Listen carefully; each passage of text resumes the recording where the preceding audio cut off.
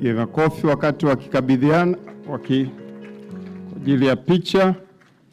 Wakati huo Mheshimiwa Waziri Chongolo sogee pale mbele, na Mheshimiwa Waziri Kagwe wa Kilimo na Mifugo kutoka Jamhuri ya Kenya sogee pale mbele.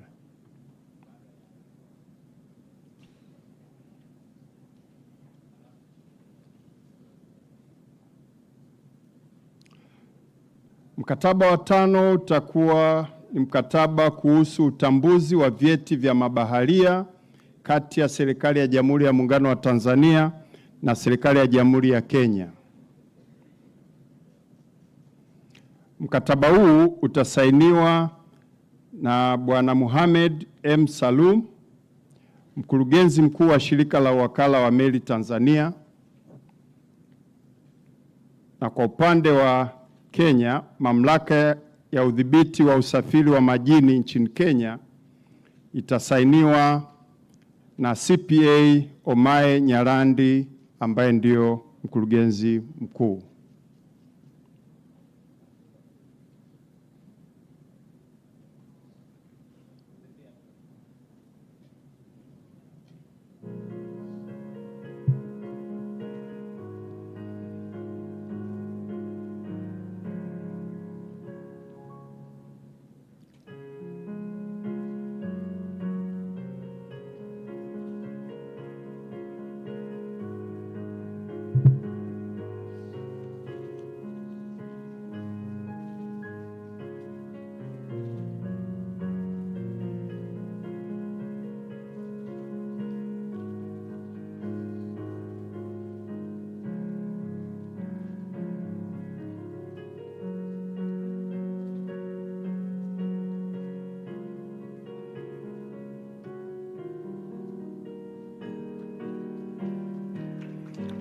Asante sana.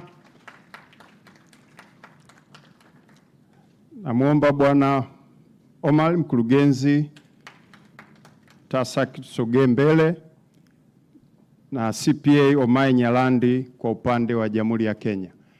Na nyinyi mtabakia hapo kusaini mkataba utakaofuata wa 7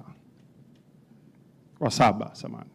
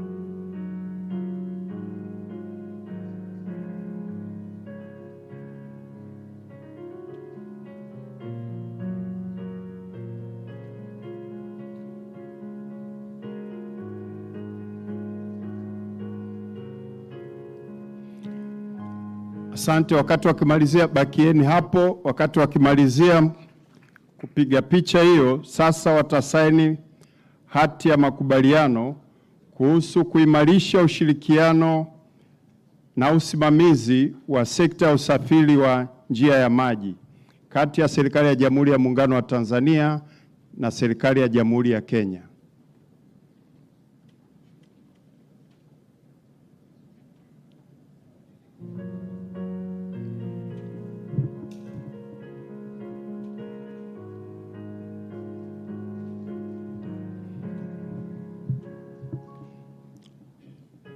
Wakati zoezi hilo likiendelea, hati itakayofuata kusainiwa itakuwa ni hati ya makubaliano kuhusu ushirikiano kati ya Taasisi ya Viwango Zanzibar na Shirika la Viwango la Kenya.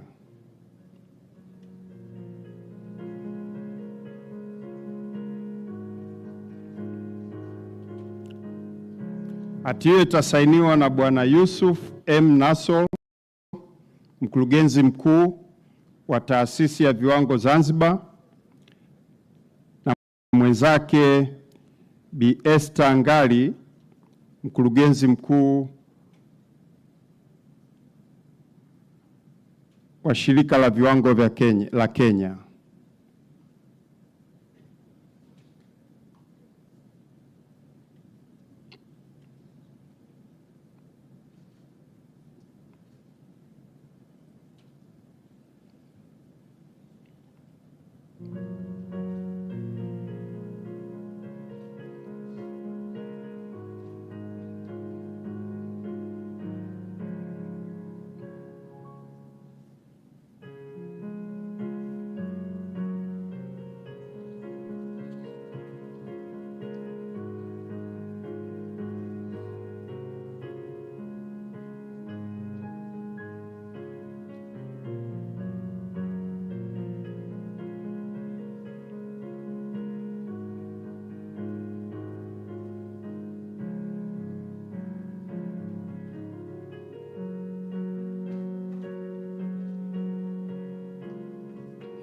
Asante sana. Naomba Bwana Yusuf na Bi Esther Ngali tusogee mbele.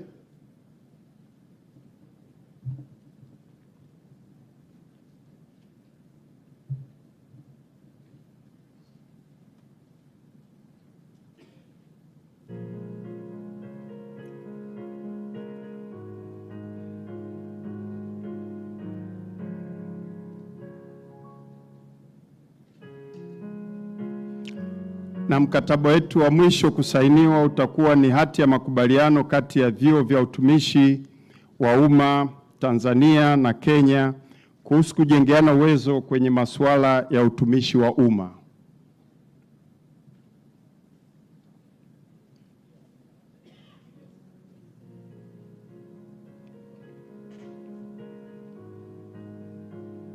Hati hii itasainiwa na Daktari Ernest Francis Mabonesho ambaye ni mkuu wa chuo na mkurugenzi mkuu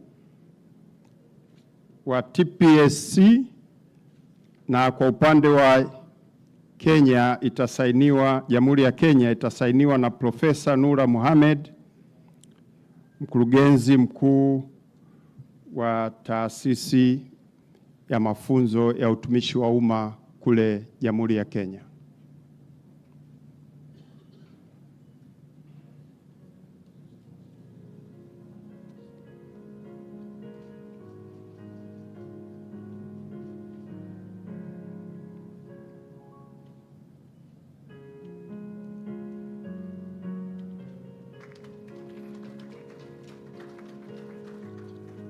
Asante sana. Niwaombe Dr. Mabonesho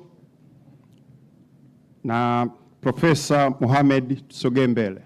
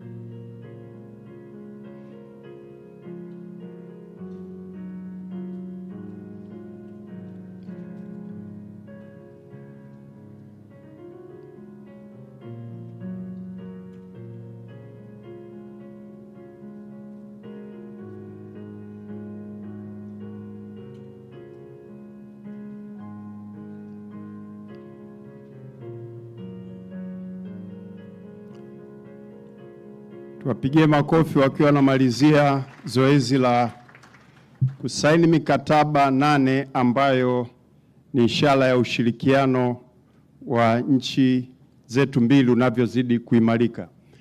Waheshimiwa marais, sasa tunaelekea kwenye press conference. Na kwa sababu muda umekwenda, naomba mniruhusu nitambue ile protocol ndio tumetoa mwanzoni, na moja kwa moja sasa nimkaribishe Mheshimiwa Dkt. Samia Suluhu Hassan, Rais wa Jamhuri ya Muungano wa Tanzania, azungumze na waandishi wa habari, na baada ya hapo atamkaribisha Rais William Samoei Ruto, Rais wa Jamhuri ya Kenya, naye kuzungumza na wanahabari. Karibu sana Mheshimiwa Rais. Nakushukuru sana.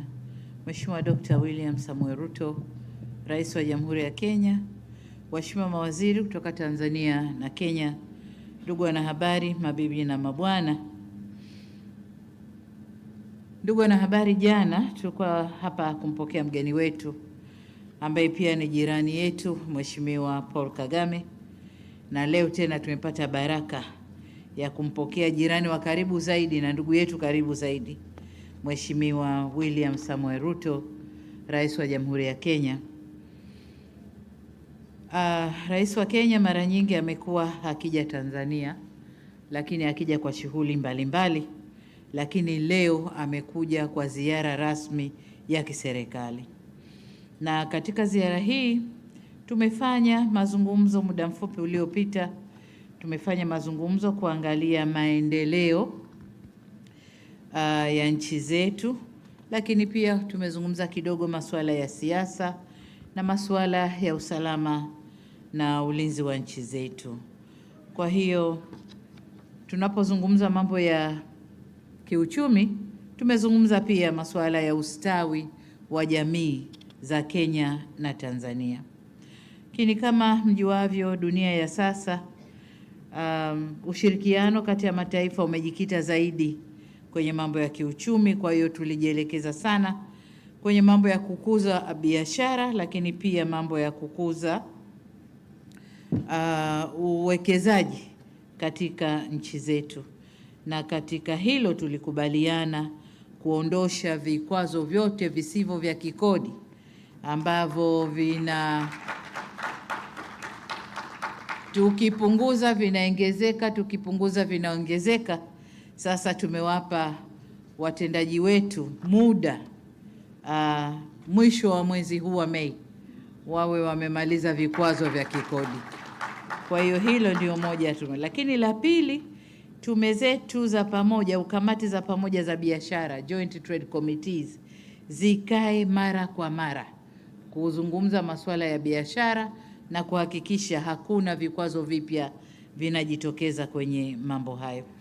Tumezungumza mambo ya nishati, na kama mnavyoona kumewekwa saini mikataba 8, kati yao mkataba wa nishati, na hii ni kujenga njia za kuunganisha kuziana umeme baina ya nchi zetu mbili. Tumekamilisha njia moja, tunakwenda kujenga njia ya pili, na ndio hichi tulichosaini leo hapa. Vile vile tumesaini ujenzi wa bomba la gesi utakaotoka Tanzania Dar es Salaam kuelekea Mombasa, Kenya.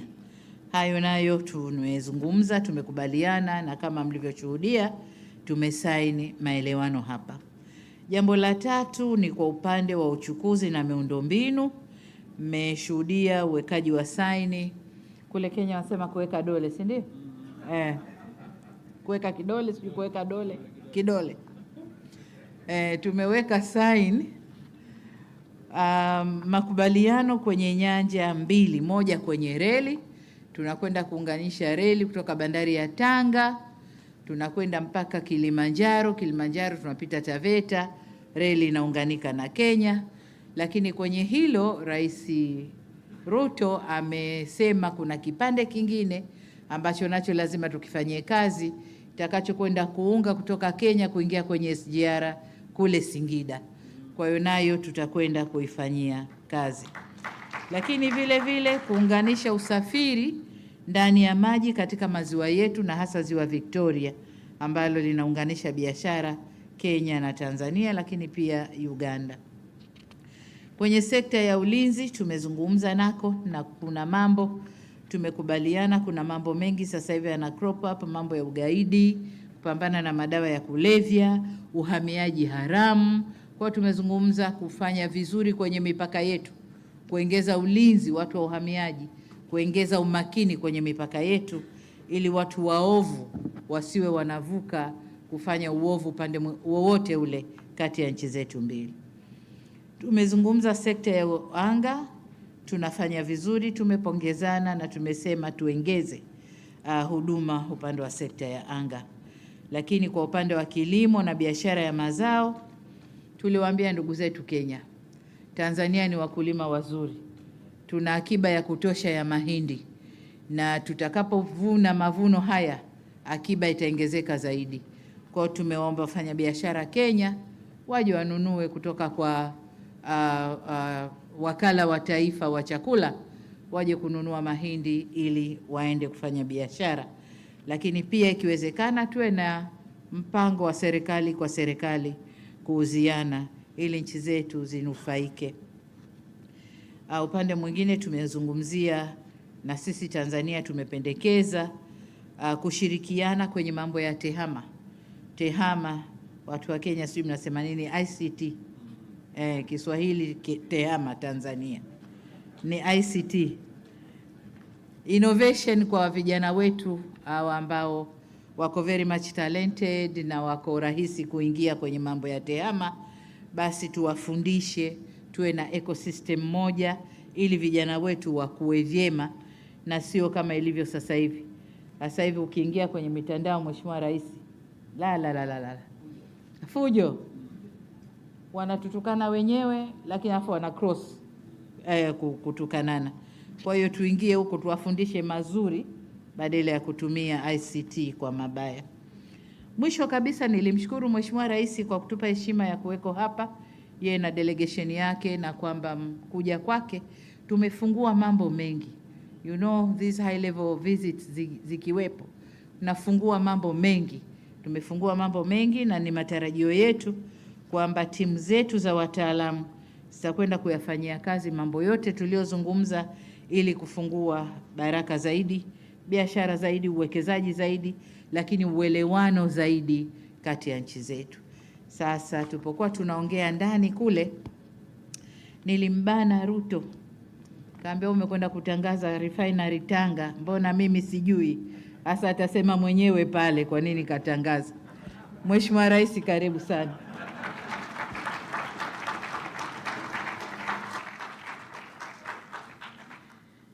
Your Excellency, Samia Suluhu Hassan, President of the United Republic of Tanzania, Honorable Ministers, Cabinet Secretaries, Ambassadors, High Commissioners, ladies and gentlemen, wanahabari hamjambo.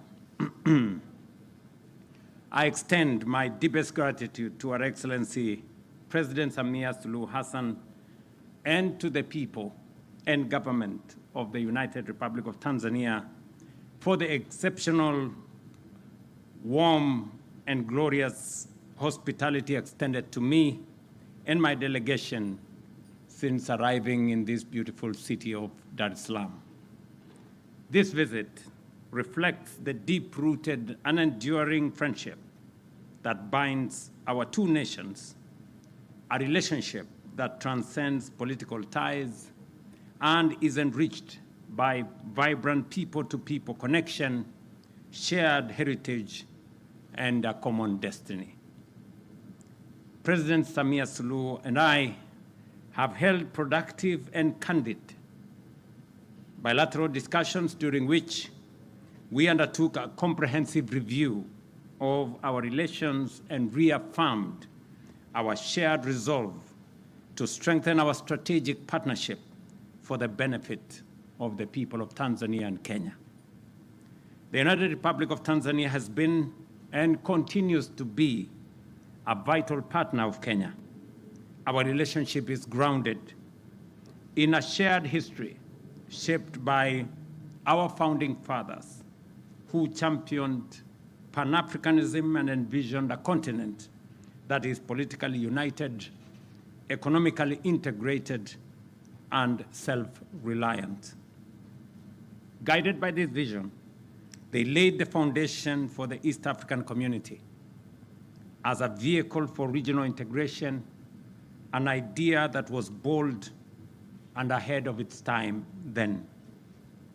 Despite challenges along the way, our bilateral relations have remained resilient, vibrant, and wide-ranging, anchored in our shared commitment to sustainable development and shared prosperity. We noted the progress made under the Joint Commission for Cooperation, which has held 4 sessions since its establishment in 2009 and continues to serve as a vital framework for collaboration in trade, agriculture, education, and other key sectors. We look forward to the 5th session later this year. President Samia Suluhu has confirmed to me, and I agree with her, that it is important that there are regular sessions of the Joint Commission on Cooperation. The last session was held in 2021, which is a while ago. That does not reflect a very vibrant engagement. And I agree with President Samia Suluhu that our officials should make the engagements regular so that we can deepen and widen the bilateral relations between our 2 countries for the mutual benefit of our 2 peoples. To further strengthen our cooperation, we have signed right here 8 key instruments covering energy, legal cooperation, agriculture, railway development, public service, capacity building, maritime cooperation, certification of standards for seafarers, and harmonization of standards.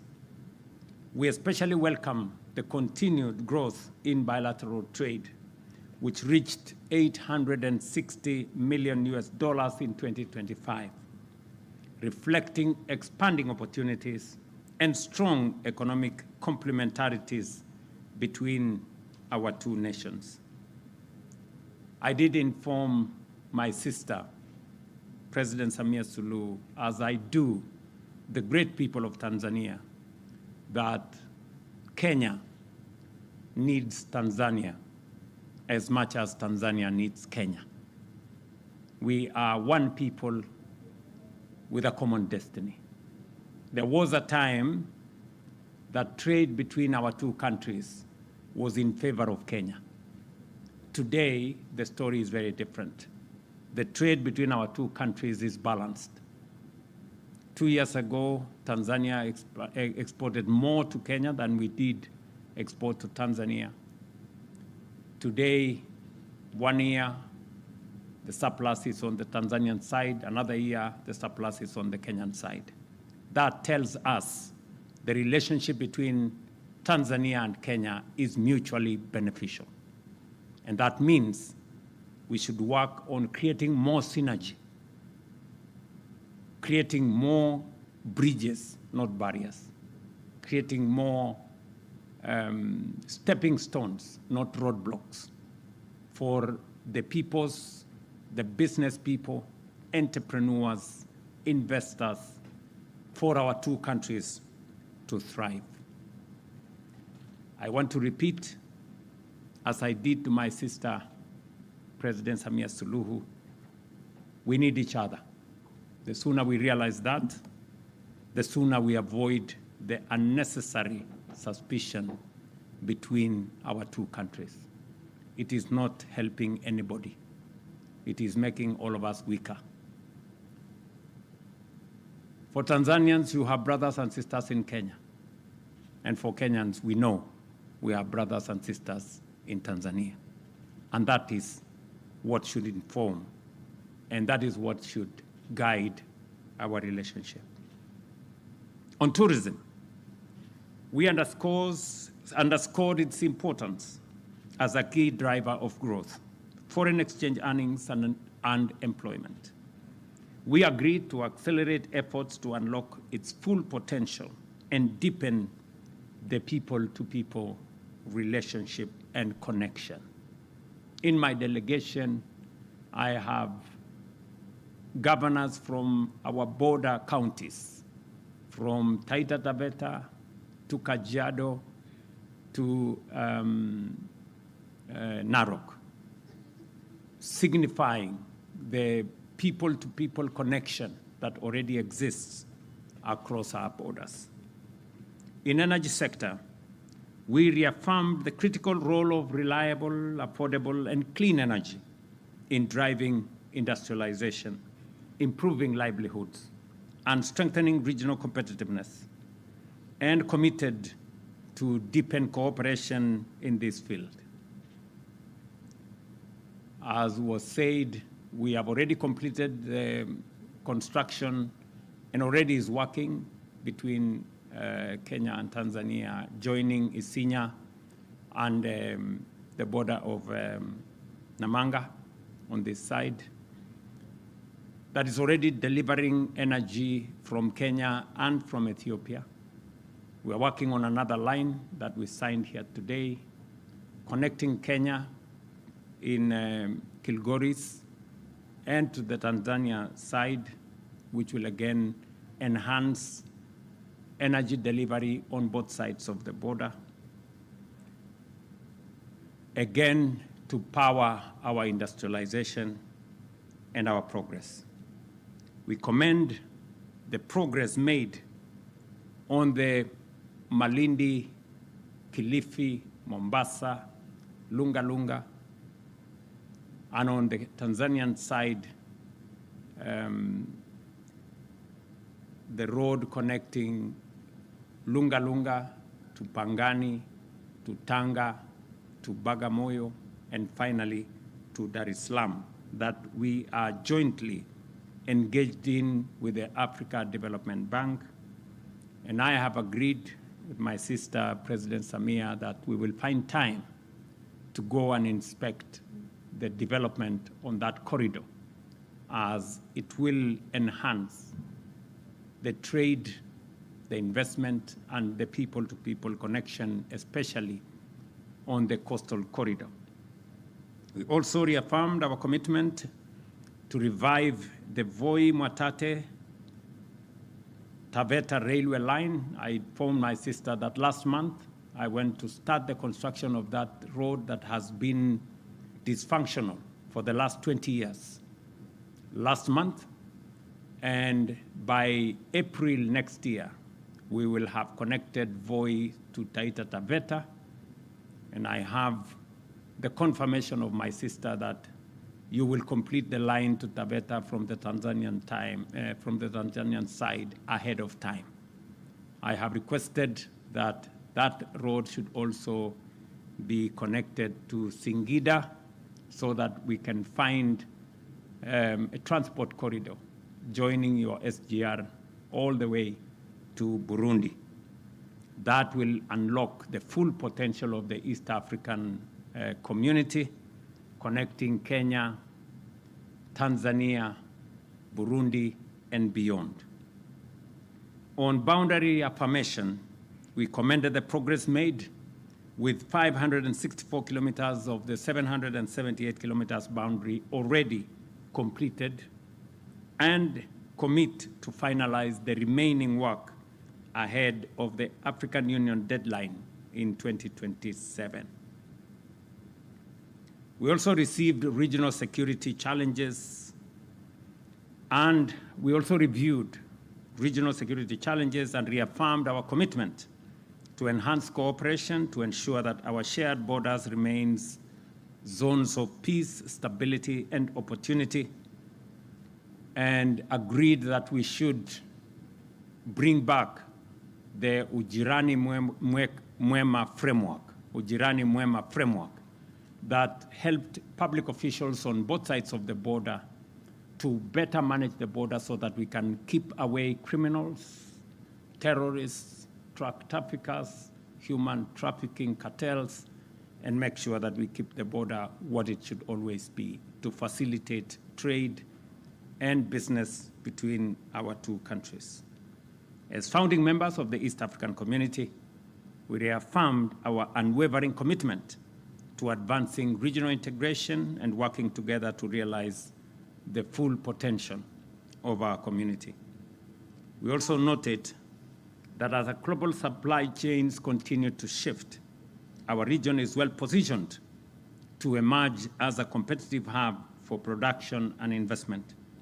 To realize this potential, we must deepen our regional integration and pursue coordinated strategies that enhance our collective competitiveness. And on this note, allow me to explain our discussion on Tanga as a refinery, as a place of refinery. Nimeambiwa ya kwamba tangazo letu kwamba tujenge refinery pale Tanga imewakera kiasi. Lo, ningejua ningetangaza hiyo refinery ijengwe Mombasa. Because the building of a refinery is a big opportunity. Big opportunity to business, big opportunity for industrialization, big opportunity for petrochemical industries, fertilizer industries, plastics industries. And when I had a conversation with President Museveni, our discussion was about how to industrialize our region using our resources, that our oil resources, our mineral resources, our agricultural resources should be used to industrialize our region. It is my belief, and that of the leaders in our region, that whatever raw materials we have, be it natural resources, energy resources, should be used for the industrialization of our region so that we can create wealth here, we can create jobs here, we can expand opportunities here, we can have industries here. The good people of Tanzania, you are lucky that we are discussing how to build a refinery in Tanga. It is an investment that the government of Kenya is willing to invest. The government of Uganda is willing to invest. You have heard, I'm sure, my good brother Paul Kagame, I'm told, said yesterday they are willing to invest. And many other countries are willing to invest. I hope Tanzania is also willing to invest. You know, because this will be an opportunity for all of us to create a big ecosystem of business opportunity and industry right here in Tanga. And I say so knowing very well that from Tanga to Mombasa is only 190 kilometers. And since we already have a pipeline of refined product from Mombasa, we will then use all our assets appropriately. We will use the crude pipeline that is coming from Uganda to transport the crude, refine it in Tanga, take it to Mombasa, transport it back to our region, and do big-time business together, both as countries and as the business community. I am also looking at the opportunity for us as we discuss Tanga as a place to refine our products. We are looking at where also we are going to position the place for us to process our minerals. It is not tenable anymore for us to export raw materials. As a region, we must make it deliberate and intentional, not to export value, not to export jobs, not to export opportunity, but appropriate it right here. And that is the future of our development. We have been informed by the private sector that the longer we continue exporting raw materials, we are exporting jobs, we are exporting opportunity, we are exporting wealth and in exchange importing inflation, which is not what we should be doing. And so I have discussed with my good sister that Tanzania is going to lead the way to make sure that we use the resources that we have, the oil that we have in Uganda, the little oil we have in Kenya. I am sure South Sudan is going to come on board. Already you have heard Rwanda is coming on board, because we all realize that it's time for us to use the resources that we have to industrialize our region. It makes absolutely no sense for us to export crude oil to all manner of places, and then we go struggle import finished product with the challenges in the Strait of Hormuz and all the other places. It makes absolute no sense for us to do that. Ladies and gentlemen, on the international cooperation, we reaffirmed our commitment to a rules-based multilateral system and to the principle of international law. We recognize the global challenges that are with us, from climate change to health crisis, that all these require collective action and strengthen, therefore, our resolve for international cooperation, starting with us as East Africans. As I conclude, once again, I want to thank my sister, President Samia Suluhu, for the gracious invitation and for the warm reception extended to us, as I congratulate her and the people of Tanzania for the just concluded elections and the manner in which you have taken the challenge and provided leadership. The commission that was set up to look at the issues that happened after the elections is an act of leadership. And Madam President, on behalf of East Africans, we want to congratulate you for providing leadership for Tanzania and our region, and making sure that we can resolve all issues that affect us within our borders. You have the support of all of us as you seek to resolve all the issues and make sure that we continue to have a region that is peaceful, that is stable, and that gives all of us an opportunity to do that which is very important, to provide opportunities, especially for the young people and all our business people and entrepreneurs. And you have our support and goodwill as we do this together. I can tell you from a position of knowledge that we've been through this as Kenya. And I am very confident that Tanzania has what it takes to also go through this and emerge stronger and firmer as a country.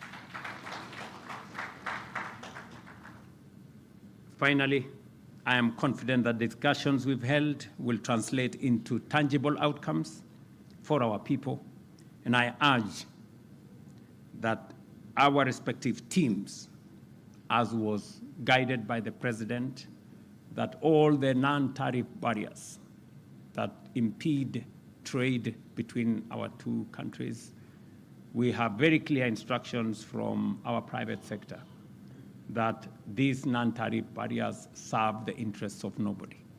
And therefore, they should be resolved, as was ably instructed by the President, by the end of this month, so that East Africans can do business, can invest, and can trade without roadblocks and without barriers. Thank you very much, Madam President, for again receiving us in this beautiful city of Dar es Salaam, and I am looking forward to the next few days as I engage with the great people of Tanzania. Thank you very much. I hope I have explained myself enough.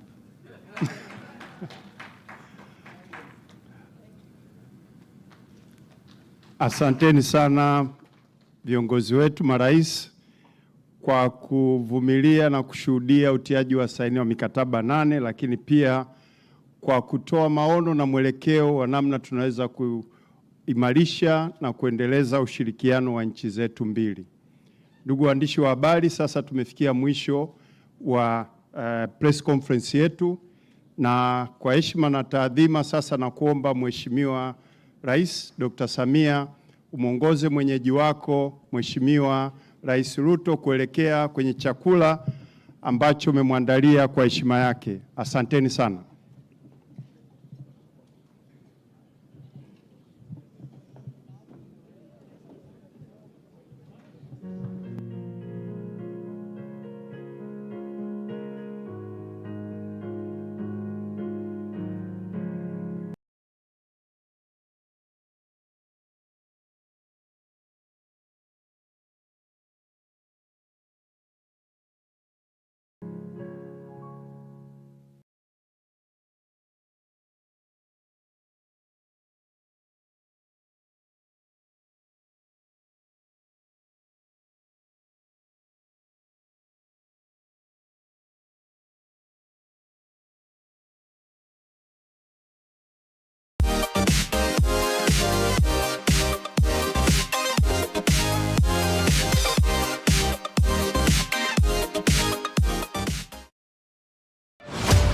Every sunrise brings a new beginning.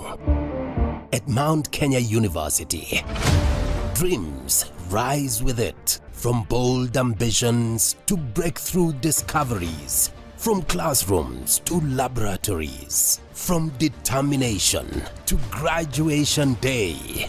Here, passion turns into purpose. This is where futures are built. Mount Kenya University, unlocking infinite possibilities. Broken years, but your grace begins to settle like a hand upon my chest, saying, child, you're still forgiven. Come and lay your soul to rest. Every burden I've been dragging, every wound that left a scar, meets the mercy of your presence, shining softly from afar. And the blues guitar is bending like a cry from weary souls, while your grace beneath my shaking bones begins to make me whole. When my strength is nearly gone, still your grace keeps holding on. Grace beneath my shaking bones, holding me when I'm alone. On my bed beneath my shaking bones, holding me when I'm alone. Every weakness, every ache, you revive with love you make. Grace that lifts me when I fall, grace that answers every call. Underneath the cracks and groans, grace supports my shaking bones. There were moments I felt empty, moments soaked in quiet dread, but your voice became a shelter where my weary spirit fled. And your kindness flowed like water through the creases of my shame, till the trembling slowly faded in the warmth of your sweet name. Grace Grace in the shadow, grace in the night, grace in my weakness, holding me tight. Grace when I stumble, grace when I break, grace that restores every breath that I take. Covered grace beneath my shaking bones, holding me when I'm alone. Oh, every weakness, every ache, you revive with love you make. Grace that lifts me when I fall, grace that answers every call. Oh, underneath the cracks and groans, grace supports my shaking bones. Your grace meet my shaking bones. Your grace.